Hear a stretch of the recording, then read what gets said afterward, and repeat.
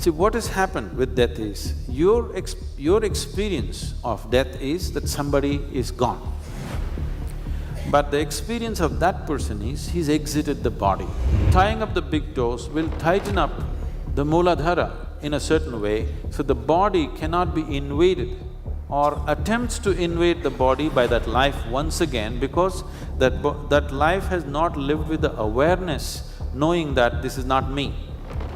It has always believed this is me. Though it has come out, it tries to enter through any orifice that is there in the body, where completely the discerning mind is absent. So now whatever quality you put into it, it will multiply 1,000,000-fold. This is what is being referred to as hell and heaven. So this is a time of the year which is referred to as the Pitru Paksha. That means this is the time to attend to your ancestors. You may know them, you may not know them.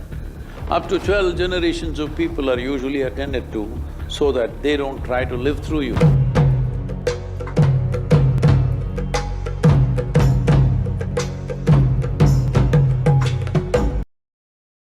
Well, it is Mahalaya Amavasya in the next few days. This is a time of the year where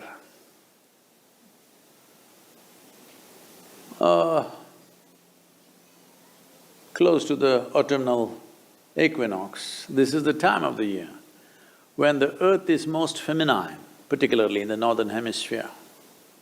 The feminine quality of the planet is more enhanced. So, feminine being dominant, Mahalaya Amavasya is also seen as a time when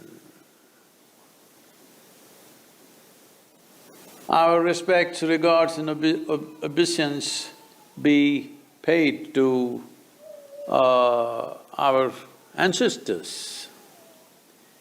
What is the significance of ancestors? They're dead, why should we bother about them?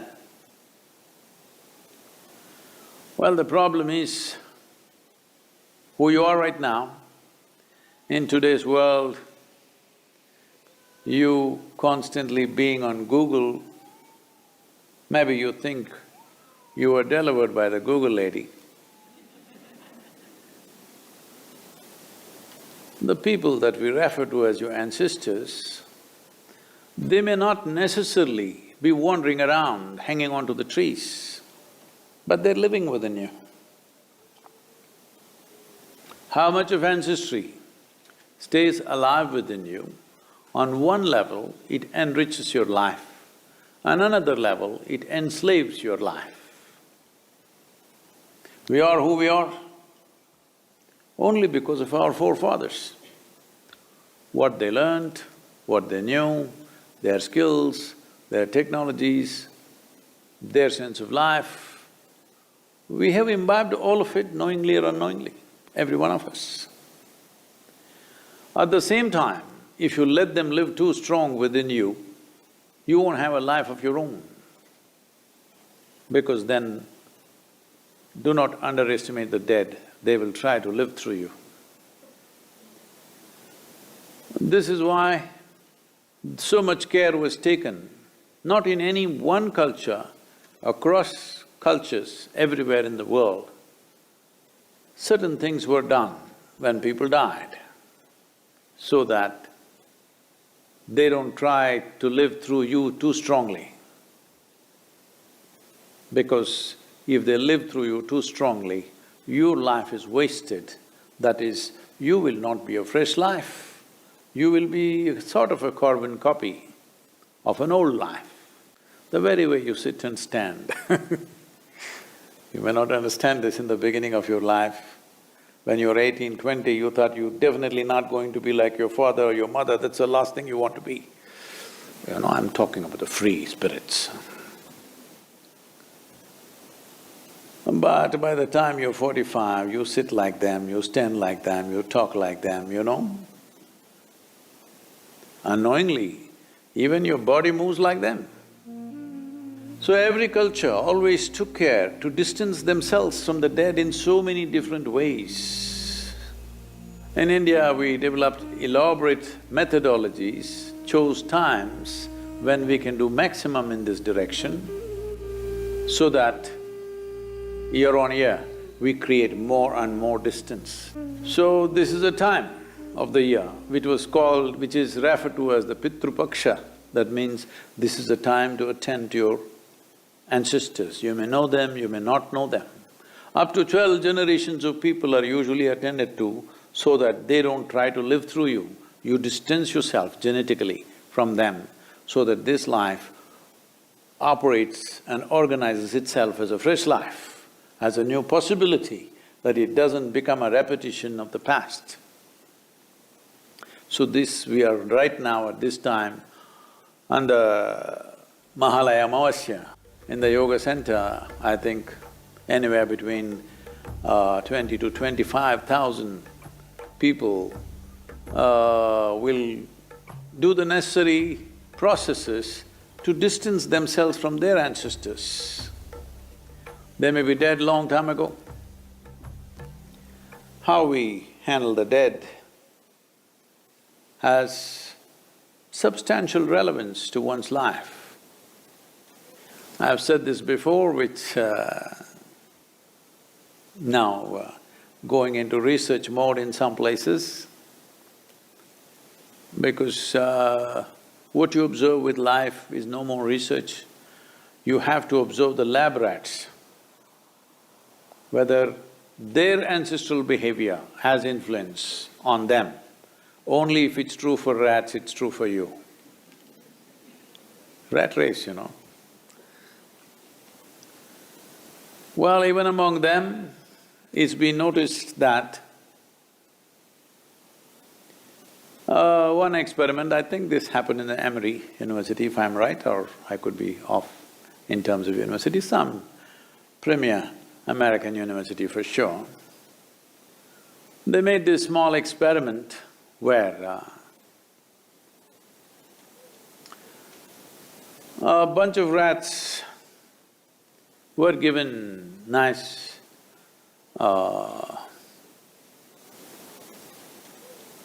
a cherry blossom smelling cheese.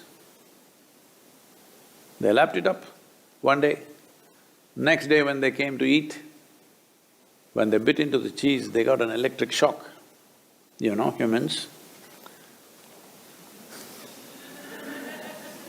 And again, a few days they did this, that whenever they bit into this cherry blossom smelling cheese, they got a shock.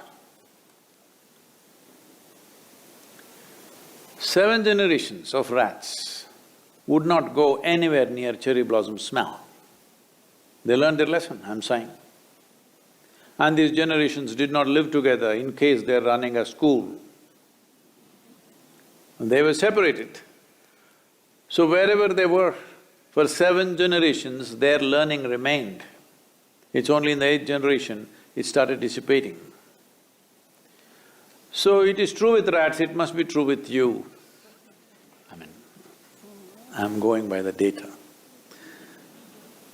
But we know always it's true with you. Both positives and negatives are true with you. Both positives and negatives, if it become very strong influence upon your life, they turn into a negative process. It may be positive, but if it becomes a very strong influence, then it becomes negative because whatever your 7 I'm only going 7, okay? Mahalaya Amavasya we're going to 12, but in case… because you're all covered, I can't make out whether you're Homo sapiens or rodents. Really, we're all looking funny these days.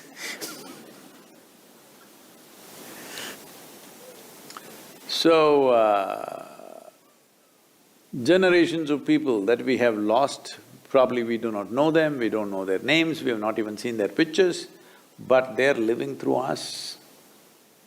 So whatever learnings they had 7 or 12 generations ago, if it plays out too strongly, you will become irrelevant to today's life. So you have a fear of cherry blossom, may not mean anything today, but it continues within you.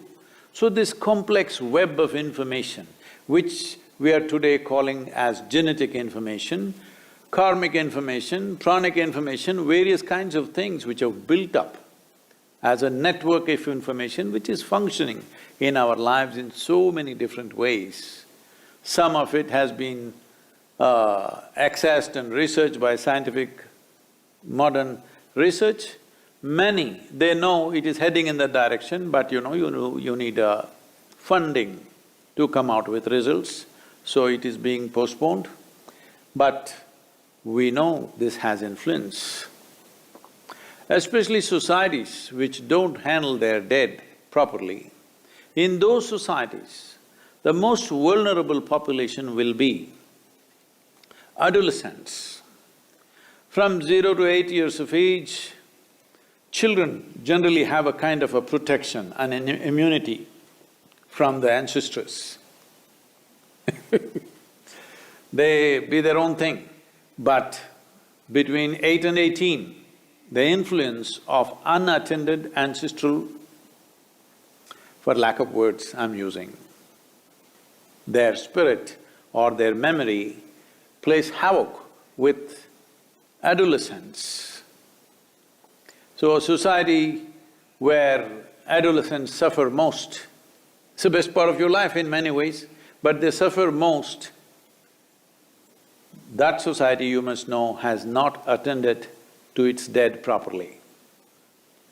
So this is the time of the year where even if we have not done something in the past, everybody makes an attempt to deal with the ancestral dead so that their influence is limited in our lives. We appreciate who they were, we appreciate their contributions, we have this kind of body, this kind of brain, this kind of learning, this kind of whatever.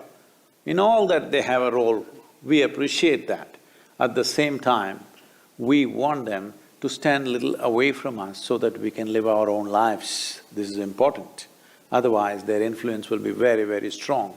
Adolescents and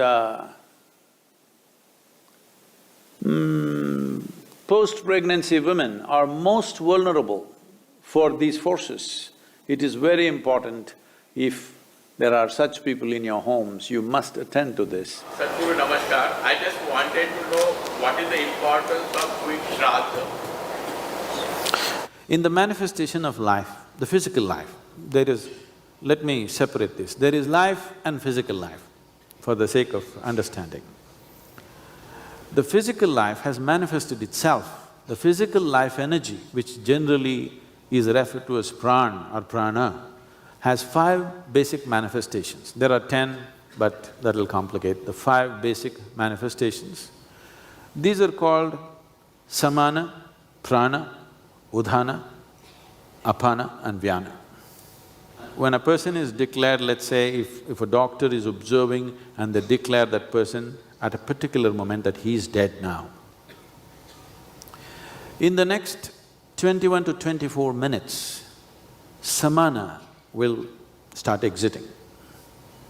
That means samana is in charge of maintaining temperature in the body. First thing that starts happening is body starts cooling down. Somewhere between 48 to 64 minutes, prana exits. After that, between 6 to 12 hours, udhana exits. Till udhana exits, there are tantric processes with which you could revive the body. But once udhana exits, there is a micro chance, but that is an impractical chance, except that it is impossible to revive the body once udhana has exited. The next thing is apana, somewhere between 8 to 18 hours, this exits. The vyana, which is the preservative nature of prana, will start exiting from beyond that.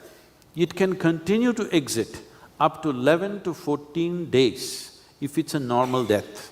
That is, somebody died of old age, with the feebleness of life they exited. For such a person, between 11 to 14 days, certain processes will be happening in the body to show that there is some element of life, like nails growing, hair, facial hair, these kind of things can be noticed. If someone has died accidentally, or in other words, the life was vibrant and he died, not necessarily totally crushed kind of body, still the body is intact. That body, the reverberations of this life will continue somewhere between 48 to 90 days. So, till that time, there are things you can do for that life. What is the thing that you can do for that life? See, what has happened with death is, your experience of death is that somebody is gone. But the experience of that person is, he's exited the body. And simply because he's exited the body, you have no business with him, you cannot recognize him, and if he comes back, you will be terrified. The people that you love, if they pop up, there'll be terror, not love. Because your relationship is either with their body or with their conscious mind and emotion. These things have been left behind. The body has been left behind and the conscious intellect and the discerning mind has been left behind. Now, in terms of mind, it is just a bunch of information which has certain tendencies of its own. Natural tendencies which are finding expression in a certain way, there is no discerning mind. Once there is no discerning mind, if you put one drop of pleasantness into this mind which has no discerning capability, no intellect, now this pleasantness will multiply 1,000,000-fold. If you put a drop of unpleasantness, that unpleasantness will multiply 1,000,000-fold. It's like your child who doesn't have the necessary discernment, he goes out to play. He doesn't know when to come back. Till he's exhausted and he can't do any more, till then he wants to play because he doesn't have the necessary discernment, okay, it's time to go. Similarly, this is an extreme state where it is much more than a child, where completely the discerning mind is absent. So now whatever quality you put into it, it will multiply 1,000,000-fold. This is what is being referred to as hell and heaven. If you go into a pleasant state of existence, this is called as heaven. If you go to an unpleasant state of existence, this is called as hell. These are not geographical locations. These are experiential realities that a life which has become disembodied is going through. So what people are trying to do, how well it is done or how ridiculously it is done today is a different matter, but there is a whole science what to do at different steps. One of the first things you must notice is, traditionally, I don't know if you're still keeping it in Mumbai, maybe it's all gone, but if somebody dies, there will be people, the first thing they will do is they'll tie the big toes of the dead body together. Do you still do it or gone? Yes, it's very important. Because tying up the big toes will tighten up the Mooladhara in a certain way, so the body cannot be invaded or attempts to invade the body by that life once again, because that life has not lived with the awareness, knowing that this is not me. It is always believed this is me. Though it has come out, it tries to enter through any orifice that is there in the body, particularly through the Mooladhara, because that's where life generates. And as body starts cooling down, the only region where warmth will remain till the last point of warmth is always the Mooladhara. So it tries to get back. To avoid this, the first thing is tie the toes, so that attempt will not happen, because this exiting is happening stage by stage. The reason why traditionally always we said, if someone dies within an hour and a half or maximum of 4 hours, you must burn the body, because this act is going on. Now, this is also true for the living. If someone very dear to you is dead, you know he is dead, but your mind starts playing tricks. Maybe he's going to sit up just now, maybe a miracle will happen, maybe God will come and do something fantastic right now. It has never happened to anybody, but still mind plays this because of the emotions that we have for that particular person. And that is the same thing is true with the life that is exited from the body. This also believes that still it can get back into the body. If you want to stop the drama, first thing is set fire to the body. 1.5 hours. But those days, because, villages and no doctors to tell you for sure he is dead, somebody put on the funeral pyre and set fire, the guy sits up because he's not yet. These things have happened in the past. So they stretched it to 4 hours so that these mistakes don't happen. But as quickly as possible, body should be taken away. If there are agriculture communities, they decided to bury, because they want the forefathers and their body to go back to the soil from which they ate. You must understand, we were in a subsistence farming. We ate from that land. That land, a piece of that land is what we are holding as this body. So they wanted to put this soil back into the same soil, not somewhere else. Always you bury him in your land, never in somebody else's land, because you ate from this land. Today you're buying everything from the store and eating, you don't know where it's coming from. So, burial is not a good thing to do now. At that time there's a certain process, and to see that it happens as quickly as possible, always salt and turmeric was put so that quickly it dissipates into the soil. But cremation is a good thing to do because it closes the chapter. You will see this when there's death in the family, people are crying and hollering and doing all kinds of things. The moment cremation happens, people will come back home, everything is quiet. Nobody is crying for some time because suddenly the truth has sank in, it's over, the game is up. This is not only for you, this is also for the disembodied being who's just exited, because he is also in that illusion that he can get back, and that stops, and that's a good thing. And there are many rituals to see that you influence, that you can somehow put a drop of sweetness into that non-discerning mind, so that the sweetness will multiply manyfold and they will live comfortably, or they will live in a certain self-induced heaven. That's the idea behind the rituals, if it is done properly.